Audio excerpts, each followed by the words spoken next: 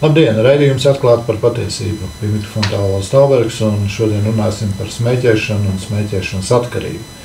Un ne tikai par tā vispārīgi, bet par smēķēšanu jauniešu vidū. Sveicam studijā Slimību profilakses un kontrolas centra veselības veicināšanas departamenta slimību profilakses nodaļas vadītāju Solvitu Pļaviņu Makreckas kundzi. Labdien! Labdien! Un psihoterapeiti Olgu Rikmanes kundzi. Labdien! Labdien!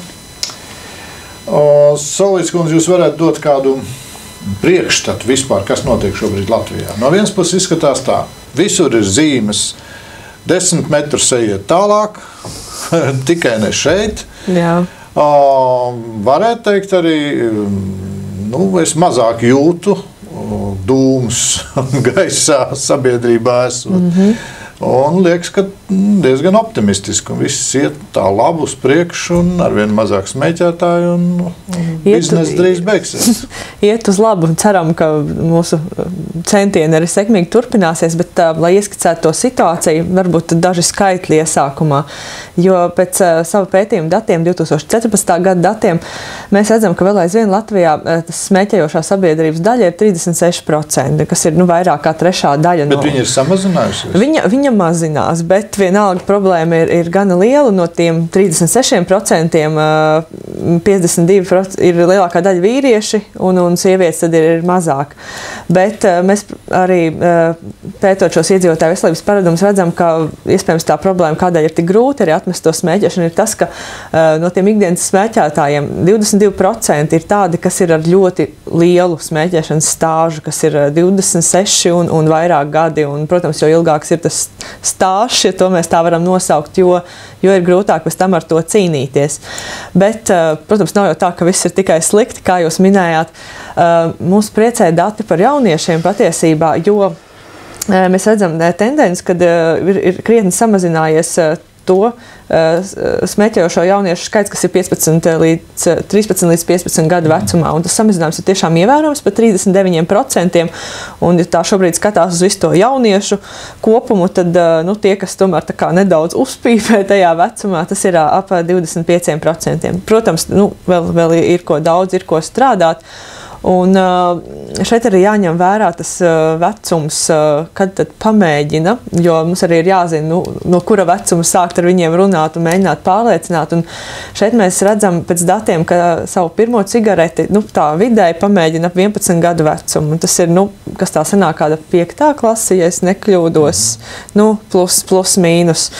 Un, jā, 5. 6. klase, un tad šeit mēs arī redzam to darba lauku, jeb to auditoriju pie kā vērsties.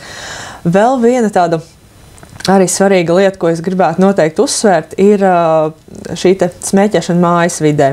Jo, kā jau jūs minējāt, ja ielas šķiet tīrāks un ir 10 metri nesmēķēt tur un tur nesmēķēt, un ja man nepatīk, ka man blakus smēķē, man ir visas tiesības uz to norādīt, tad mājas vidē, protams, šie ierobežojumi, tas ir uz katras sirdsapziņas. Un te mēs arī redzam, ka bieži vien tie cietēji ir arī bērni, ja mājās kāds vecāks vai tuvinieks smēķē. Un, ja mēs arī skatāmies pēc pētījuma datiem, tad apmēram 40% respondentu ir atbildējuši, ka viņu mājās kāds tomēr smēķē.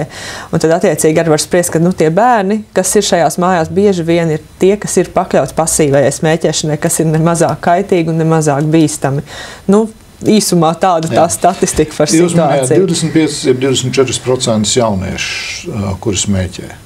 No tā lielā vecuma grupas, 15–13 gadīgie. 15–13 gadi. Likums ir, ka viņš var pie cigaretes tikt tikai sākot ar 18 gadiem. Jā. Kur tad ir tā problēma? Jūs to esat pētījuši. Kā viņi ir tā teikt, ka viņiem pašiem arī jautā, tādās neformālās diskusiju grupās, viņi saka, iespējas acīm redzot ir tikt, jo kā mēs to redzam pēc šiem datiem, un te, kā viņi var tikt pie tām cigaretēm, vai palūdz kādam, un kāds labs cilvēks tad nopērk, vai arī no vecākiem draugiem, līdzaudžiem, kas jau varbūt drīkst iegādāties tās cigaretes. Nu, viņi atrod veidus, kā pie tā tikt.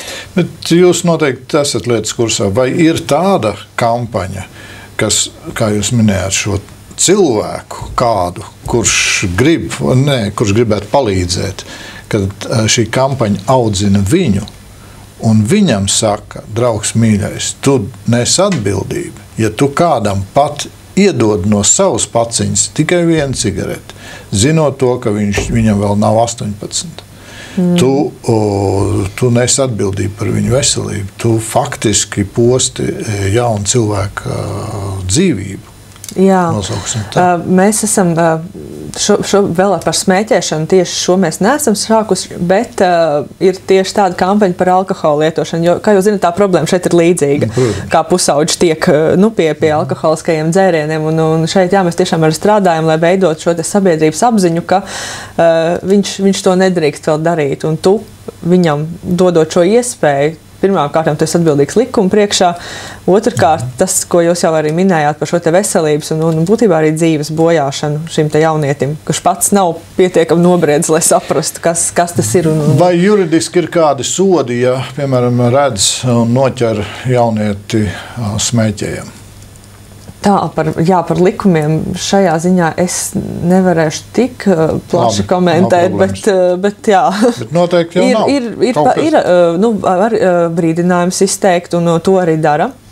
Un es zinu, ka ir gadījumi, kad arī jaunieši sauc, pieķertos jaunieši izsauc uz attiecīgām komisijām ar bāriņtiesu un tādām lietām, un tad ir vecāki arī klāt, un tas, ja to tiešām pieķer un fiksē, viņš jau nepaliek īsti bez tām sekām, bet mēs jau redzam, cik viņu daudz ir. Tā kā. Ko jūs redzat, ko vajadzētu mainīt? Kas būtu steidzamā kārtā jādara? Šeit, protams, ka nav tāds viena panacēja, ko varētu pielietot, bet tas darbs, ko mēs arī kopā ar ministriju domājam un strādājam, viens ir, protams, likumdošanas lietas, sakārtot to vēl stingrāk. Ir viegli sakārtot likumdošanas? Es neteiktu, ka ir viegli. Kāpēc? Tāpēc, ka ir pretinieki, ir lobbijs, zināmo industriju. Tie cilvēki labie. Nē, tie cilvēki. Industrijas pārstāvis varētu teikt, un noteikti arī nav noslēpums, ka ik pa laikam sabiedrībā arī atskan diskusijas par šo te akcijas nodokļu palielināšanu arī cigaretēm, un tad, protams, tas raisa arī tālākas diskusijas gan vienā, gan otrā pusē. Protams, tas process nav viegls, un tas ir arī laikietilpīgs, arī tīri no visas sistēmas, kā tam, kam ir jāiziet cauri, bet tas ir ļoti svarīga lieta, jo tas ir tas, ar kā palīdzību mēs varam veidot šo te vidi atbalstošu vai neatbalstošu smēķēšanai. Un šī te otra lielais, tā teikt, darba bloks, kurā vairāk arī mūsu centrs ir iesaistīti, ir tieši šis te sabiedrības un individu apziņas veidošana par konkrēto problēmu. Un tas saistās ar šo te veselības izglītību un veselības izglītotību. Un arī šeit ir jāsaka, ka tā problēma mūsu centienu novērtēšanā varbūt ir iekš tā, ka tas prasa laiku, jo, lai mainītu cilvēku uztveri par lietām un vēl jau vairāk kādus paradumus, tas ir tāds liels pilināšanas darbs, ja tā var izteikties. Jūs varat palabot arī no savas puses, protams, bet tas nenotiek vienā dienā. Un līdz ar to iespējams, ka ir grūti pateikt, jā, šodien bija kampaņa, rīt mēs gaidām rezultātus. Tas nenotiek tā. Tam ir tiešām jābūt mērķiecīgam darbam visu laiku, un ne tikai kaut kādā kampaņu veidā, bet ar skolām, arī ar vecākiem darbs un pamazām, bet, kā mēs redzam pēc datiem, kaut kas jau ir sakustējies. Tas ir cik gadu laikā? Gana gadu laikā. Daudz gadu. Jā. Bet labi, ka vispār virzās. Es atceros savā laikā. 89. gadā man bija pirmā iespēja lidot uz Amerikas Savienotajām valstīm. Un man jautāja, smēķētāji, jeb nesmēķētāji zonā. Es, protams, saku nesmēķētāji zonā. Kaut gan es neesmu šķīstis, esmu jaunībā paprovējis. Un paldies Dievam, ka tā reakcija notika tik ļoti ātri dažu mēnešu laikā. Redze man tik ļoti pasliktinājās, ka es izmisumā saucu uz Dievu, jo es pazīstu Dievu jau no bērnības, un es saucu Dievs piedod, glāb. Un dodi man pretīgumu pret cigaretēm. Un man vienā momentā bija tāds pretīgums, ka es nevarēju dūmus pat, ja es gāju pa ielu, tad, ja kāds smēķēja, es muku, vai nu viņu steidzīgi apdzinu, vai kas man sākās galvas sāpes, man tiešām pretīgums. Dievs iedeva. Paldies Dievam. Es tagad lidoju, un vecos laikos dikt labi, jo ilgāk lidoju, jo biežāk tev baro. Intensīvāk. Vismaz kāds 3 reizes nes ļoti labu pārtiku. Un ko izrādās, es sēžu nesmēķētāju zonā, bet smēķētāju zona sākās nākošajā rindā. Jā. Kā beidzās pusdienas, tā, protams, man aiz muguras sāk smēķēt. Protams, es priecājos, ka diezgan ātri tika izmainīti šie likumi un aizliedz vispār lidmašīnā. Faktiski tā ir tik ļoti maza sociālā telpa, kur mēs uz stundām atrodamies kopā. Un tad, ja tur smēķē, tas nav iespējams. Es lasu diezgan dramatiskus faktus. Jūs sakiet, ja tie nav tik dramatiski. Tabakas lietošanas dēļ Latvijā katru gadu ir aptuveni 5000 pāragaras nāves gadījumu. Tas ir saistīts, es paskaidrošu, kā tas skaits var veidoties, jo, kā zināms, galvenais nāves cēlonis mūsu mirstības struktūrā ir sirds un asinsvadu slimības, kas ir vairāk kā 56%. Pēc tam sako onkoloģija un ārējie nāves cēloņi traumas, tīšas paškaitējums un tādas lietas. Un tad, ja mēs sākam šķetināt, kas ir tas, kas ietekmē šīs sirds asinsvadu slimības. Un pirmām kārtām, tā ir smēķēšana, tas ir mazkustīgs dzīvesveids, tas ir neveselīgs uzturs un nepareizs šīs ēšanas. Un, protams, arī citi kaitīgi ieradumi, kā alkohola lietošana, nemaz nerunājot jau par citām atkarību izraisošajām vielām. Un te ir tā atbilde. Tas ir skatoties caur šo. Tas ir gan sirds asinsvadu slimības, gan arī onkoloģija, kas saistīta ar smēķēšanu, un tā tie skaļi salasās. Un, ja mēs skatāmies jau tādā plašākā jau pasaules kontekstā un pēc Pasaules veselības organizācijas datiem, tie jau ir miljoni, ja man tagad nejūk nuļu skaits, un tie skaitļi ir tiešām dramatiski. Un tas ir tādā... Jā. Labi, Olgas kundze, jūs kā psihoterapeiti, ko jūs palīdzat, ja pie jums nāk prasa, ko darīt smēķēšanas gadījumos? Ziniet, kā pie psihoterapeita ar atkarībām pie manis īsti negriežās, un es arī nestrādāju ar atkarībām tā kā tādām, bet es esmu strādājis kādu laiku atkarības profilakses centrā. Un tad man ir nācies sastapties. Smēķēšana ir atkarība? Jā. Noteikti. Tā ir gan psiholoģiskā pirmām kārtām, gan arī fizioloģiskā atkarība ar laiku. Protams, ka viņai vajag daudz vairāk gadu, lai tā būtu arī ieietu vielmaiņā tik tālu, ka bez viņas organisms streikotu. Tur vajag gadus, bet... Un cik ilgi ir vajadzīgs, lai iziet ārā? Ja tikt vaļā no šīs atkarības? Kā to ņem,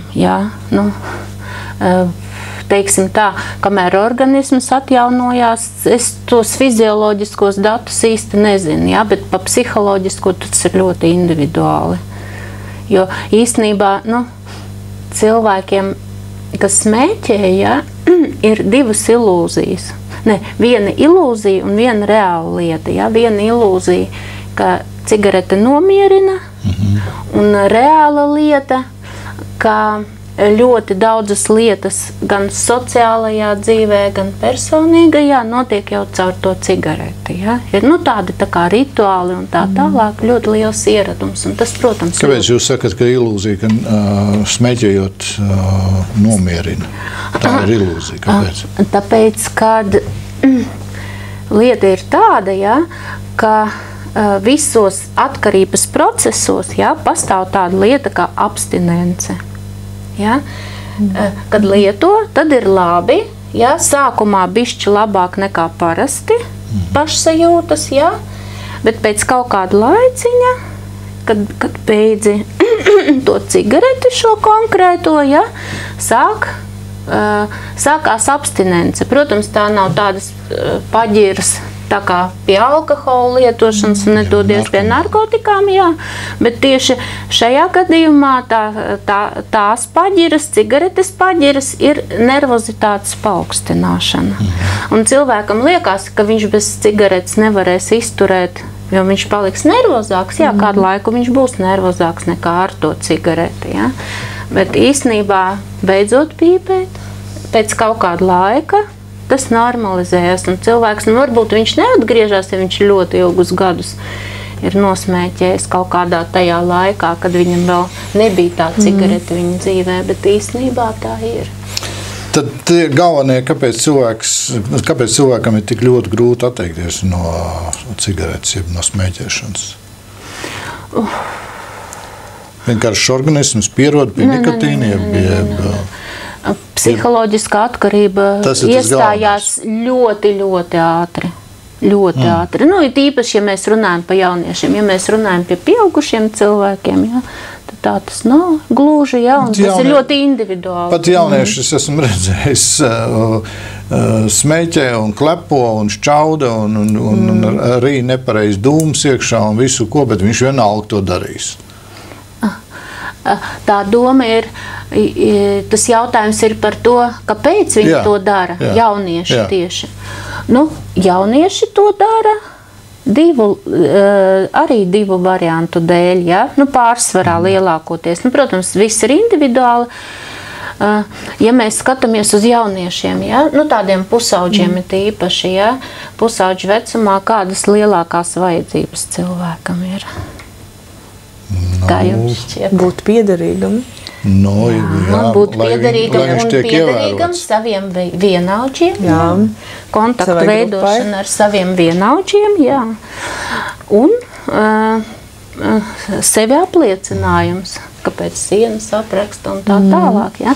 Un ja tam cilvēkam nav kur sevi apliecināt, nav ar ko izcelties savā sabiedrībā, tad viņš pielāgojās ar to pašu cigareti, ar kopā smēķēšanu. Olgas kundze, ja jums būtu šobrīd vara,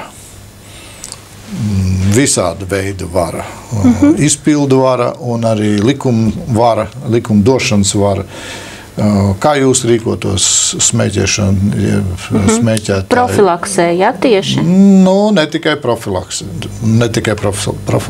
bet, piemēram, tie skaidri 25% jaunieši, 13 līdz 15 smēķē, tas nav normāli. Jums tagad ir vara, ko jūs darītu? Ko es darītu?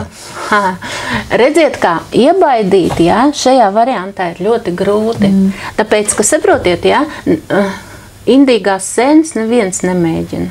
Jo jūs nevarat pazīt nevienu cilvēku, kas staigā vesels, kas ir tās, baltās mušmirītas paēdis, mēs taču redzam, viņi staigā un pīpē un dzīvo un it kā labi dzīvo daži, braukā ar džipiem un tā tālāk, vai ne?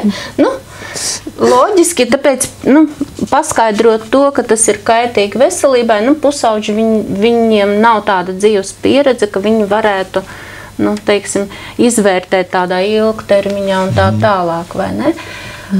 Tāpēc, ja man būtu teikšana, es nezinu, kādā veidā to panākt, bet es būtu centusies uz to, lai katrs jaunietis spēj atrast savas stiprās puses un izpausties tur, kur viņš ir spējīgs to izdarīt. tādā veidā uz to. Un, protams, tas ir kaut kas vairāk organizēt kaut kādu brīvo laiku jauniešiem, bet kur viņi var izpausties. Kā šobrīd, piemēram, ja skolā jaunietis smēķē, tas tā ir atļauts?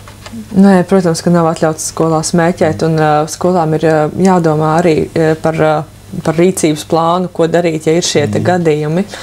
Bet es vēl gribēju arī paturpināt, ko jūs teicāt par to pārliecināšanu, ka viņam grūti vēl izprast tās sekas. Un, protams, ka mēs arī saskaramies ar to, ka vienkārši aizejot un tādā skolotāja stilā stāstot, ka tas ir slikti. Jā, labi, runā, man ir savas domas par to.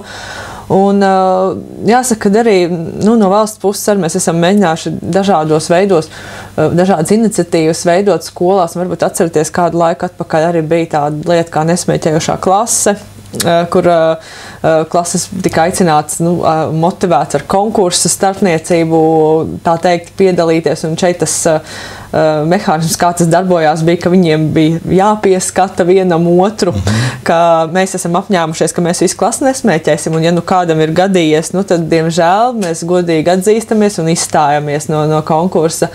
Bet, protams, ir jādomā arī par jaunām lietām. Un tad šogad un arī pagājušajā gadā mēs aizsākām tādu lekciju, diskusiju, domapmaiņu pēcpusdienu ciklu brīvs, ko jūs arī minējāt. Un šeit mēs cenšamies uzvedināt viņus uz domām, lai viņi paši mēģinātu, lai jaunieši paši mēģinātu saprast tos argumentus priekš sevis atrast. Un viens arī no tiem uzstādījumiem ir nemēģināt iestāstīt viņiem tagad kaut kādu dzīves īstenību, bet tā, ar faktiem un mēģinot veidot tos loģiskos argumentus, kāpēc ir tā un kāpēc ir šādi. Un nevaram vēl spriest, kāds būs tas rezultāts, cik atmetīs, cik arī neuzsāks, tur tad būtu cita veida un interesants pētījums veicams, bet ko mēs šobrīd redzam, ka bērniem, jauniešiem tas patīk, un viņi tā kā labprāt gaida arī ciemos, jo pagājušajā gadā mums tur brauca līdzi arī mūziķis Jorens Stenhauvers, kas to visu to pasākumu padarīja vēl tādu dzīvu un atraktīvu. Tad pagaidām, mēģinam arī šādā veidā ar tādām diskusijām un ar palīdzēt viņiem veidot savus uzskatus un argumentus. Vai jums ir uzskats līdzekļi, piemēram, parādīt viena pīpētāja plaušas? Plaušu burciņā mēs nevedam līdzi, bet mums ir vizuāli uzskats līdzekļi. Bet naturāli, vienkārši, lai šokētu. Bet par to šokēšanu es jums nevaru pilnībā piekrist, jo arī atkal skatoties pēc pētījumiem, kas labāk nostrādā uz auditoriju, tad ir zināms, ka tā biedēšana nevienmēr ir tas efektīvākais, jo daži ieraugot tiešām tos baisos skatus, viņam aiztaisās cietā uztver, ja es tā varu izteikt. Tas nav man, es no tā norobežojos. Ar mani tas nenotiks. Ar mani tas nenotiks, tas ir pārāk briesmīgi.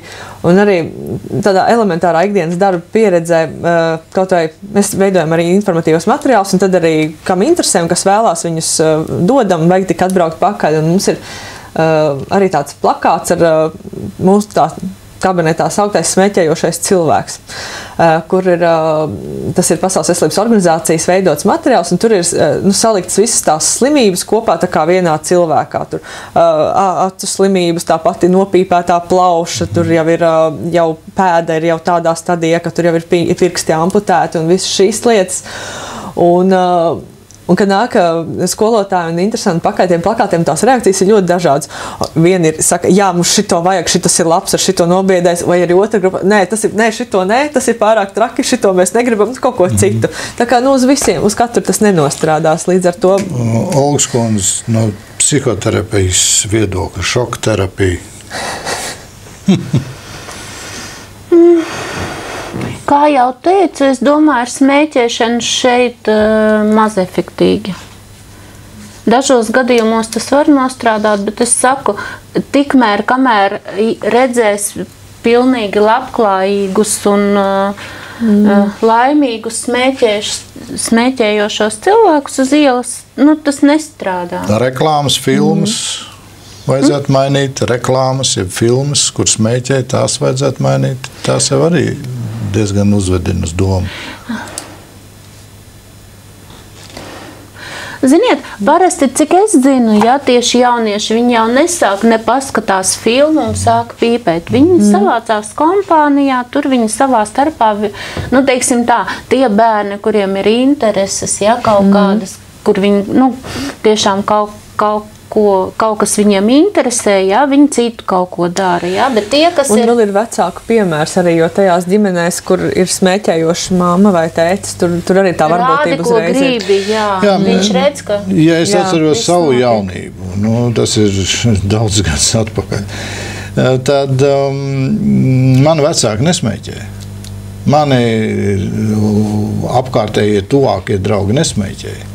Iesākās tas viss Andrija Barbis franču skolā, pretī kapi. Tas bija tas līdzaudžu spiediens, ja tā var teikt. Līdzaudžu, jā. Gribu piederēt kompānijai. Jā, 7. 8. klasa. Un ja puiša iet uz kapiem, tad visi iet? Visi iet uz kapiem un krūmi kūp. Un tur tās interesantākās lietas notiek, vai ne, un tiek sarunāts.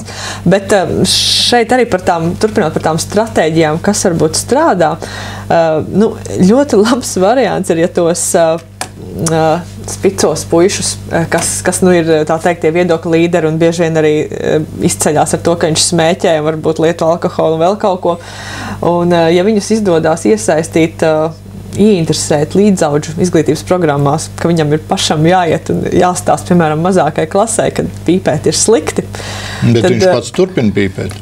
Un te nu ir tas, viņš nonāk tajā konfliktā, nu, ka ja dažiem tiešām tā arī izveidojās, nu, kā es varu iet ar atbildību stāstīt par to, kam es pats neticu.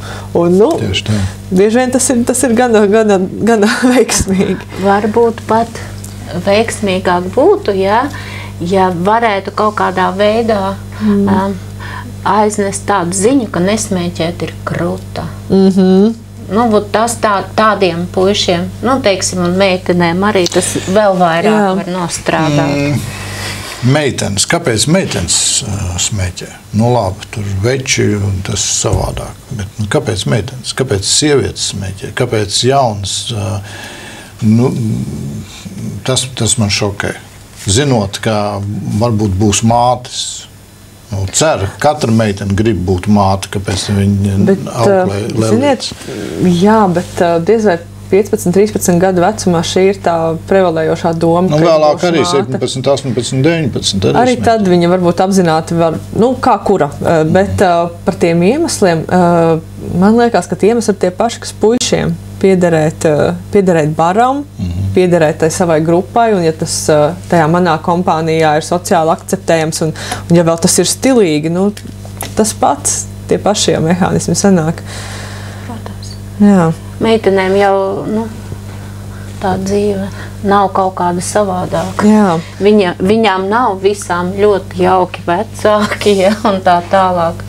Visām ļoti neveicās mācībās, nu, vienādi labi, un arī tāpat arī komunikācijas veidot kaut kādas, nu, savstarpējās. Nu jā, un arī viss šīs te bullying un tās lietas, un tas ir, nu, kas arī notiek neredz skolās, un jā, un ko mēs arī redzam pēc statistikas datiem, kas gan neiepriecina, ka tīri tas meiteņu īpatsvars, kas pamēģina pīpēt, ir lielāks pēdējos gados nekā puišiem. Un tad drīz jau tas aizies šķērēs, ka tās meitenes apsteigs tos puišus. Nu, kaut tas neaiziet. Manā jaunībā meitenes ātrāk sāka nekā puiši. Varbūt ātrāk arī beidz. Kaut kuru reizi, kā nekur. Jā, jūs minējāt šo kampaņu Brīvs. Kā šobrīd viņi jau norit un kas tur notiek? Pastāstiet par to. Jā, mums ir iespēja arī patiesībā jau no pagājušā gada, nu, tīri tehniskas un finansiāls iespējas plašāk un vairāk runāt par šiem jautājumiem. Un tad jau pagājušajā gadā tika aizsākta gan kampaņa tieši mērķēta uz pusauģiem Brīvs, gan arī uz vecākiem par pasīvo smēķēšanu un bērnu nepakļaušanu pasīvajai smēķēšanai savā klātbūtnē. Un šogad arī mēs turpinām tālāk šo aizsākto virzienu par pasīvo smēķēšanu un turpinām aicināt vecākus, kas vai nu neatkarīgi no tā, vai viņš pats smēķē vai nesmēķē, nepakļaut savus bērnus šai pasīvai smēķēšanai. Tāpat šogad mēs arī cenšamies uzrunāt pašus bērnus un pusauģus un aicināt viņus izvairīties no smēķētāja. Un tieši tā šogad arī saucās kampaņas sauklis ir izvairies no smēķētāja. Un aicinām arī visu sabiedrību zināt savas tiesības un, protams, arī pienākumus, jo varbūt nenāks par ļaunu lieku reizi atgādināt, ka bērnu tiesību aizsardzības likumā ir noteikts, ka bērnu pakļaušana tabakas dūmiem ir pielīdzināma fiziskai vardarbībai. Un tāpat arī kas attiecās uz ikvienu, ja man nav pieņemams un nepatīkam, ka manā klātbūtnē smēķē, man ir visas tiesības aizrādīt un lūgt to pārtraukt darīt vai arī doties projām. Protams, ka tas ir grūti reizēm ikdienas komunikācijā mēģināt tam smēķētājiem, kurš bieži vien ir tāda agresīva pretreakcija, varbūt arī vērsīsies, jo tiek aizskartas viņa kādas tiesības. Un, kādas tiesības, ja viņam nav tiesības? Viņa likums saka, ka tev nebūs smēķēt. Jā, bet, protams, likums jau neaizliedz viņam smēķēt, bet kā 10 metri no es citreiz eju pa ielu un man smieklnāk. Durvis ir tuvākā 10 metri. Un uz visām durvīm, pie durvīm ir pie ieejas durvīm. Par to jā, bet ir jau ne tikai šīs 10 metru zonas, bet jebkur citur arī vienkārši. Un kampaņas ietvaros mēs esam izveidojuši arī mājaslapu pasīvu smēķēšana.lv, kur mēģinām sniegt padomas un idejas, kā uzsākt šo sarunu. Viņu apmeklē arī to? Viņu apmeklē.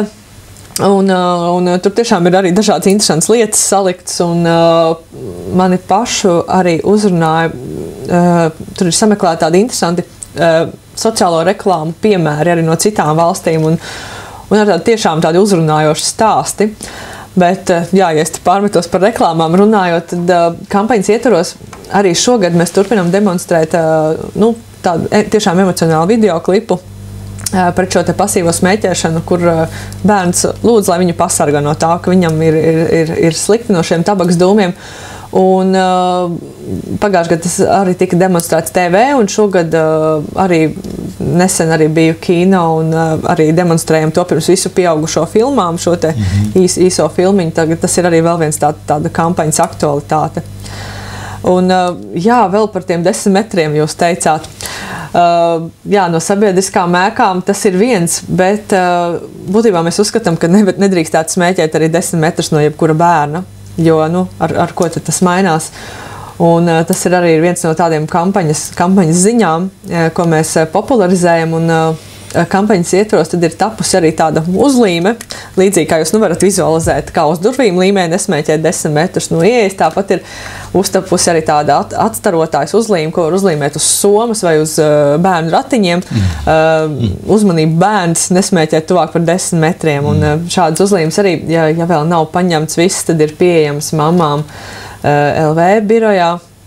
Un māmiņu klubs birojā, tā kā arī var, ja ir interesi, var sazināties, un ja vēl ir kaut kas dabūnams, es noteikti aicinātu arī vecākus. Kāda ir sabiedrības atsaucība? Jums ir vajadzīga palīdzība kampaņās, pieņem sabiedrību to, jau atkal ko jūs tur? Protams, ir daļa, kas vienmēr saka, ko jūs darat, tas uz mani neatiecās, bet, kā jau es minēju arī sākumā, šīs te lietas ar sabiedrības attieksmes mainīšanu, centieniem mainīt attieksmi, tas ir tāds ilgstošs un pilināšanas darbs. Un mēs redzam, tas varbūt ir atmetis, kaut kas tur ir pamainījies, un tad jau tad cilvēks sāk arī apsvērt šīs te iespējas, kā mainīt arī savu uzvedību. Tas arī ir pēc veselības veicināšanas teorijām.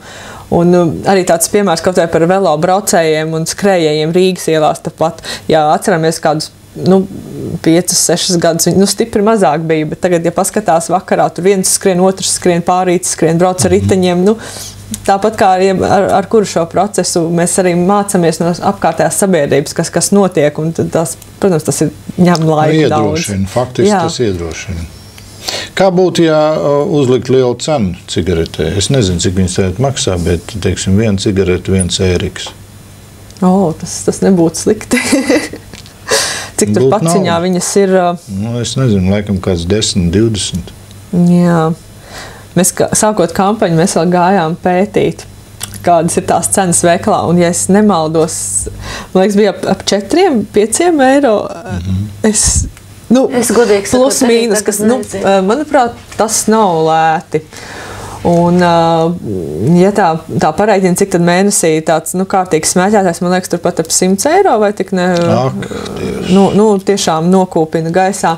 Un, protams, ka šī te cenu celšana būtu labs risinājums, bet, tas arī caur ir pretinieki, protams. Es uzliktu. Mums ir ļoti labs attaicinājums. Ir tāds brīnišķīgs nodoklis, kurš saucās akcijas nodoklis. Jā. Un to var stiept, vilkt, plest visādi lietas, cik liela grib. Labi, mēs uzliekam. Pats cigareti maksā, pieņemsim, paciņa maksā, kā agrāk bija, ja nemaldos, kaut kāds 60 kapeikas, cik tur... līdz rublim, man liekas, kaut kas tāds bija. Un paciņa bija. Labi, pārvēršot mūsu naudiņās, tas jau būtu, pieņemsim, kaut vai tie paši 60 centi, ja 1 eiro paciņa. Bet tad mēs uzliekam akcijas nodoklis, teiksim, 9 eiro akcijas nodoklis. Kopā paciņa maksā 10 eiro. Kāda problēma?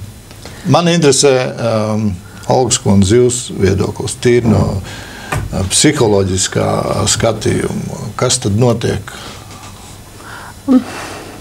Viena daļa, protams, apdomātos. Nezinu, vai liela vai maza atkarībā. Es nezinu, kā jūtās visi cilvēki Latvijā. Ja? Nevar par to zināt. Es zinu tikai par tiem, kas pie manis nāk. Apmēram, ja? Bet cita daļa, es zinu, ka daudzi arī tagad smēķē lētākas cigaretes, kaut kādas kontrabandas un tā tālāk. Bet ziniet, kā ir? Es domāju tā, ka vienam tas palīdzēja, otram šitas, jā, bet, protams, kaut kā vairāk tomēr, es piekrītu, teiksim, šitādiem pasākumiem, kas ir iesaistošie, ja? Kad iesaista, jo saprotiet, kā ir, ja? Varbūt ne tā informācija pat ir tik svarīga, ko nes, ja? Bet tas, ka pa viņiem domā, ka pa viņiem rūpējās, interesējās, ja? Tas piesaista un tas arī izmaina kaut ko, ja? Kā jūtās bērns, kuram, teiksim, vecākiem nav laika un nav iespēja, ja? Skolā tur viņam tikai saliek kaut kāds sliktas atzīmes, jo viņš tur nav īpaši sekmīgs, un pēkšņi atnāk kaut kādi cilvēki, ja, un vienkārši interesējās par tiem bērniem. Protams, ka viņi ir cerības, ja, ka viņi iesaistās tajā. Jā, Solvīts kundze, jums noteikti ir kāda statistika, kā vispār Eiropā samazinās smēķētāji, pasaulē samazinās? Es no galvas nepateikšu, bet... tā, uz aci. Ziniet, atkarīgs ļoti no valsts konkrēti, kur skatās, un Eiropā, protams, par to domā, un Eiropas Savienībā tā ir viena no prioritātēm. Un tāds piemērs arī nesen pašai no savas pieredzes, ka patiesībā Latvijā mēs savā ziņā varam justies pat ļoti izlutināt ar to, cik mums tas gaiss ir tīrs pilsētā, jo man pavisam nesen gadījās arī būt arī valstī ārpus Eiropas Savienības, bet tepat vien tuvumā. Un tas bija ļoti uzkrītoši, cik daudz cilvēki smēķē uz ielām un kafejnīcās, un tas ir pilnīgi sociāli akceptējams, un, protams, ka mēs arī tā mēģinājām tā maigi painteresēties, ko jūs darat un kādas ir tās iniciatīvas. Ir problēmas pieņemt atbilstošu likumdošanu, un iespējams, ka tas viens no galvenajiem iemesliem arī bija tas, ka tiešām tik liels īpatsvars sabiedrībā smēķē. Jo kā tu pats pieņemsi likumu, ja tu tūlīt izies ārā un tev ļoti, ļoti gribās uzsmēķēt. Tevi tas likums ķers. Tevi tas likums ķers. Līdz ar to man tiešām ir prieks par to, cik tālu mēs esam tikuši patiesībā, un ja skatās arī par to sabiedrības atbalstu kā tādu, tad arī pēc tiem pašiem pētījumu datiem mēs redzam, ka lielākā daļa sabiedrības 95 un vairāk procenti ir tiešām atbalsta šos smēķēšanas ierobežojumus. Tā kā tas jau ir daudz un vienkārši jāturpina. Ir viens tāds mīts, ka ja pārstāšu smēķēt, pieņemšos svarā. Daudzos gadījumos tā arī notiek. Tas nav mīts, tas ir gan fizioloģiski, jo vielmaiņa izmainās vīriešiem parasti tas pēc kaut kāda neilga laika attiet atpakaļ, bet sievietes arī var palikt. Bet es domāju, ka tā doma tur ir tāda, nevis pat to vielmaiņas ātrumu un tā tālāk, bet vienkārši atkarīgs cilvēks nepaliek no zila gaisa, kaut kur tās saknes ir, un tad, ja viņš sāk vairāk ēst un paliek ēdienu atkarīgs, tad, protams, paliks rasnāk. Bet ir arī kādas tabletes, ir arī kaut kādi medikamenti, kas palīdz, viņi ir efektīgi. Faktiski, ar nikotīnu ir ļoti dīvaini, jo tie plāksteri un tabletes, kas ir aizvietotāji. Teiksim, man šķiet, ka procesuālie vairāk varētu palīdzēt, kas ir tā kā tās elektroniskās cigaretes. Es nezinu, vai viņas ir nikotīnu saturošas. Viņas satur nikotīnu. Tas nē. Bet ir tādas cigaretes, kas ir bez nikotīnu, kaut kādas lapas tur un tā tālāk. Astmātiķiem pat arī kaut kādas cigaretes speciālās ir.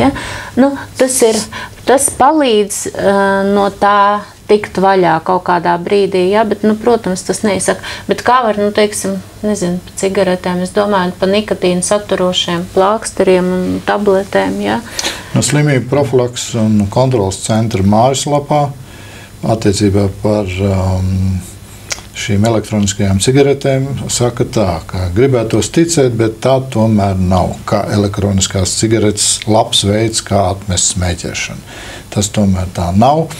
Jaunākie pētījumi liecina, ka elektronisko cigarešu radītais efekts ir pilnīgi pretējs.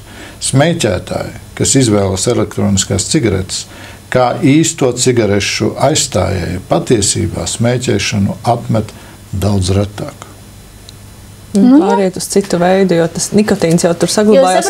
Gan nikotīns, gan tā darbība saglabājās, rīcība un nekas, vienīgais labums no tās elektroniskās cigaretes, jo, kad smēķē parasto cigareti, tur tā nikotīna deva kaitēs ir minimāla salīdzinoši ar to, ko kaitē tas viss pārējie izdegšanas produkti, tur Meņģeļieva, tad visu tā rezumējot, faktiski visa problēma ir smadzenēs, galvā cilvēkam. Protams. Izmaina domāšanu un būs viss kārtībā.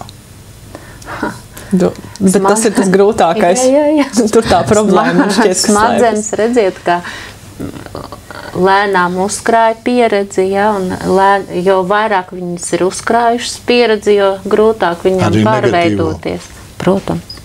Viņas pierod pie to negatīvo pieredzi. Viņas smadzenes pierod pie negatīvas pieredzes. Kaut arī saprot to, ka mans plaušs tiek bendēts, tur aknas un asinsvadi aizķepuši jau ciet, jau ir elpa nevar ievilkt. Traģiski. Manos rados vīrs 34, 36 gadu vecumā. Ļoti daudz gadus atpakaļ. Gaļezerā mira pie skābekļa balona. Viena plauša vispār nebija, un otra plauša bija bišķiņ kaut kas palicis. Silikoze kaut kāda, Jā, vēzis. Un viss tikai no cigaretes. Protams, labi, varētu teikt, tajā laikā, padomu laikos, tur visāds smēķēja. Kaut gan šobrīd saka, ka savā laikā tā saucamā prīma bijusi daudz tīrāk nekā, kas, nezinu, kāds ko mums pārdod. Īstenībā, nikotīns viņš jau ar laiku vismaz izsūcās. Bet, ja runā par šitiem filtriem, tie putekļi sintētiskie, es šaubos, ka viņi kaut kur paliek un iziet no organisma. Turpat viņi viss uzkrājās. Vai jūs gribētu kaut ko vēl sacīt attiecībā par šo kampaņu? Ja nē, tad Es gribētu aicināt arī skatītājs un klausītājs ieskatīties šajā mājaslapā pasīvasmēķēšana.lv pasīvasmēķēšana.lv bez garumzīmēm. Bez garumzīmēm. Un vēl ir tāda interesanta lieta, kas mums arī ir uztapusi, domājot tieši par jauniešiem. Kā mēs zinām, jaunieši ir ļoti advancēti uz jaunajām tehnoloģijām un viedtārunis ir tiešām teju katram. Un mēs domājam arī par šiem te mobilajiem risinājumiem. Un tad arī pagājušajā gadā uztapa aplikācija Brīvs, kas tiem, kas smēķē, palīdz to atmest. Ar dažādiem tādiem trikiem, piemēram, brīdī, kad tev ļoti gribās smēķēt, tu piespied pogu sosus un tev atnāk tāds uzaicinājums, vai tāda ideja, kā novērst domas no šīs savas vēlmes. Piemēram, kad tu pēdējais pazvanīji savam labākajam draugam vai tam līdzīgi. Bet šī aplikācija nav tikai uz smēķētājiem. Tā būs interesanta ikvienam, kurš... Viņi jau ir pieejami? Viņi ir pieejami jau no pagājušā gada. Kur viņi var? Viņa ir bez maksas lejupielādējama Google Play veikalā un pieejama gan uz Android, gan uz Mac telefoniem. Un tā noderēs arī ikvienam, kurš vienkārši vēlas savu ikdienu padarīt veselīgāku, jo aplikācija saucās 80 brīvdienas, kas nozīmē, ka katru dienu tu tiec izaicināts izdarīt kaut ko savas veselības labā. Vai, piemēram, vai tu atceries, vai tu esi izdzēris pietiekami daudz ūdens šodienas un tādas lietas. Tā kā arī to... Ir arī jums kāda rezultāta dzirdējuši esat? Palīdz? Par aplikāciju patiesībā, īpaši tad, kad mēs viņu palaidām un gāja reklāmas raksti un informācija par to, viņa bija viena no vairāk lejupielādētākajām manuprāt, aiz Endomundo un arī cikla kalendāriem dāmām. Tā kā tas par to mums pašiem bija liels prieks, bet viņi turpina arī dzīvot un cilvēki lieto. Jā, liela paldies. Es saku Slimību profilakses un kontrolas centra veselības veicināšanas departamenta slimību profilakses nodaļas vadītājai Solvitei Kļaviņai Makrētas kundzei. Jūs to sākumu vienmēr tā atminaties, kas jūs esat? Jau es atminos, bet tikpat labi var aprobežoties arī ar slimību profilakses nodaļu. Brīnišķīgi, jā, un psihoterapeitei Olgai Rikmanas kundzei paldies jums. Es jums vēlu Dievu svētības. Un paldies par to, ko jūs dariet. Un Bībelē ir tādi vārdi: nāciet pie patiesības, un patiesība darīs jūs brīvus. Faktiski pareizi mēs cenšamies ar dažādām metodēm cilvēcīgi mēģināt tikt faktiski no nepareiziem ieradumiem vaļā, jeb kādām ierašām, brīvu patiesībā. Es esmu pārliecinājies, kā jau es redzējumu sākumā sacīju, es nācu pie Dieva un sacīju, Dievs palīdz. Vienā momentā brīvs. Neesmu vairs ne paprovējis, man negribās, un es esmu brīvs. Dievs dara brīvu. Vienā momentā. Lai tas notiek. Es vēlos, ka tad, kad nāk patiesība, patiešām dara brīvu.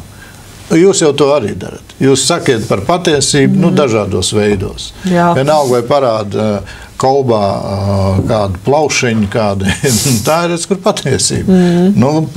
Protams, no vienas puses liekas, ka tādu šausmu lietas nerādīsim. Citreiz šoka terapija ir ļoti vajadzīga. Protams, nevienmēr. Citreiz ir vajadzīgs stāsts, citreiz arī ir realitāte tāda, ka neko runājām, stāstījām, šokējām, sacījām, nāc pie patiesības, neklausa. Kā man radinieks aizgāja mūžībā tādā jaunībā, 34, 36 gadu vecumā. Žēl. Lai Dievs jūs sargā un svētī. Visu labu!